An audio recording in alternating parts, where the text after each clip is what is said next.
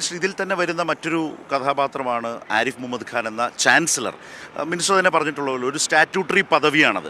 ആ statutory പദവിയാണെങ്കിൽ നിയമസഭയ്ക്ക് notice വരെ അയക്കാനുള്ള അധികാരം ചാൻസലറുടെ കാര്യത്തിലുണ്ട്. അങ്ങനെയൊക്കെ പോകുന്ന നിലയിലേക്ക് സർക്കാരിന് പ്രവർത്തിക്കേണ്ടി വരും. കാരണം ഈ സർവകലാശാലയുമായി ഒരു ആലോചനയും നടത്താതെ ആ ലിസ്റ്റെല്ലാം തട്ടിത്തെറിപ്പിച്ചാണ് സ്വന്തം ലിസ്റ്റ് മുന്നോട്ട് വെച്ചിട്ടുള്ളത്. അതേ ഗവർണറുമായി, അതേ ചാൻസലറുമായി KPCCയും കോൺഗ്രസും ഒരു ചങ്ങാത്തം കൂടുന്നതും വളരെ പരസ്യമായി സ്ഥിരീകരിക്കപ്പെട്ടു.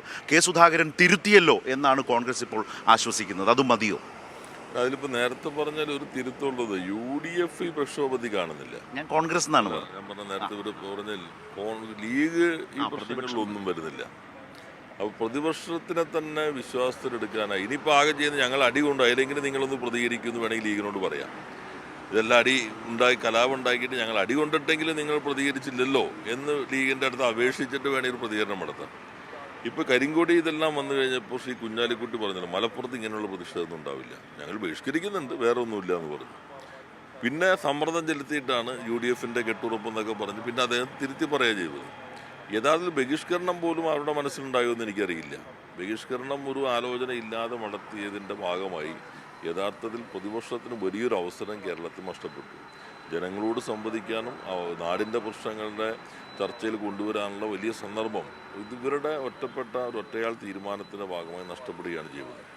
അത് വലിയൊരു പ്രശ്നത്തിലേക്ക് വരും. ഇന്നലെ നമ്മൾ സൂചിപ്പിച്ച പോലെ കോൺഗ്രസിൽ തന്നെ എല്ലാ കാര്യങ്ങളും കൂട്ടായി ആഴ്ചയിൽ ചർച്ച ചെയ്തിട്ട് തീരുമാനമെടുക്കണമെന്ന് സുൽത്താൻ ബത്തേരിയിൽ അവർ തീരുമാനിച്ചത്. ഇത് എവിടെയെങ്കിലും ചർച്ച ചെയ്തായിട്ട് നാളെ ചോദ്യം വരില്ലേ? അതിൻ്റെ ഭാഗമായി 41 MLA-മാരുടെ അവസരം നഷ്ടപ്പെടുന്നതിനെ കുറിച്ച് പ്രശ്നം വരില്ലേ? പ്രതിപക്ഷ നേതാവിൻ്റെ മണ്ഡലത്തിലെ മുനിസിപ്പാലിറ്റി പോലും അവർക്കത് ബോധ്യപ്പെടുത്താൻ കഴിഞ്ഞില്ല. പിന്നെ പത്രസമ്മേളനം നടത്തിയിട്ടാണ് സ്വന്തം മണ്ഡലത്തിലെ മുനിസിപ്പൽ ചെയർമാനെ ഭീഷണിപ്പെടുത്തുന്നത്. അപ്പോൾ മുന്നണിക്ക് തർക്കങ്ങൾ വരും. ഇത് പ്രതിപക്ഷ നേതാവിൻ്റെ തന്നെ ഒരു സ്ഥാനത്തെക്കുറിച്ചുള്ള ചർച്ചകൾ ഇങ്ങനെ ആവണമായിരുന്നോ എന്നുള്ള ചർച്ചകളിലേക്ക് വേണമെങ്കിൽ കോൺഗ്രസ് അത് അവർ തീരുമാനിക്കേണ്ട ഭാഗമാണ്. പക്ഷേ അത്തരം ചില വാതിലുകളുണ്ട്. അപ്പോൾ അതെല്ലാം മറച്ചു വയ്ക്കാൻ ഇങ്ങനത്തെ കലാപം കൂടി അദ്ദേഹത്തിന് കൂടി ആവശ്യമാണ്. അതാണ് ഇപ്പോൾ കാണുന്നത്. മിനിസ്റ്റർ പറഞ്ഞു വരുന്നത് ഈ സദസ്, ഈ യാത്ര അവസാനിക്കുന്ന ഒരു ഘട്ടത്തിൽ പ്രതിപക്ഷ നേതാവ് നേതൃപരമായ ആ മുന്നണിയെ നയിച്ചത്, കോൺഗ്രസിനെ നയിച്ചത്, അതിലൂടെ അദ്ദേഹം എടുത്ത തീരുമാനങ്ങൾ ഒട്ടും പക്വമല്ല എന്ന ഒരു വലിയ ചർച്ചയിലേക്ക് കൂടി ഈ സദസ്സുമായി ബന്ധപ്പെട്ട ദിനങ്ങൾ ഇടവരുത്തി എന്നാണോ? അവർക്കിടയിൽ തന്നെ ആ ചർച്ചയുണ്ടല്ലോ. അതിപ്പോൾ അല്ലെങ്കിൽ ലീഗ് ഈ ഘട്ടത്തിൽ ഈ പ്രതിഷ്ഠ ഒന്നിച്ചെടുത്തണ്ടേ? അവർ വന്നില്ലല്ലോ. മറ്റ് ബഹിഷ്കരണത്തിന് കഴിഞ്ഞിട്ടും അവർ കരിങ്കോട്ടിയിലേക്ക് വന്നപ്പോൾ അവരാദ്യം ഇല്ലയെന്ന് പറഞ്ഞല്ലോ. പിന്നെ ഇവർ ആവശ്യപ്പെട്ടിട്ടല്ലേ. അപ്പോൾ മുന്നണി എന്നുള്ളത് ലീഗിന് തന്നെ ഒരു ബാധ്യതയായിക്കൊണ്ടിരിക്കുന്നു. UDF എന്നുള്ളത് ലീഗിന് ഒരു ബാധ്യതയായിരിക്കുന്നു. പ്രതിപക്ഷ നേതാവ് പ്രതിപക്ഷത്തിനും ഒരു ബാധ്യതയായിരിക്കുന്നു.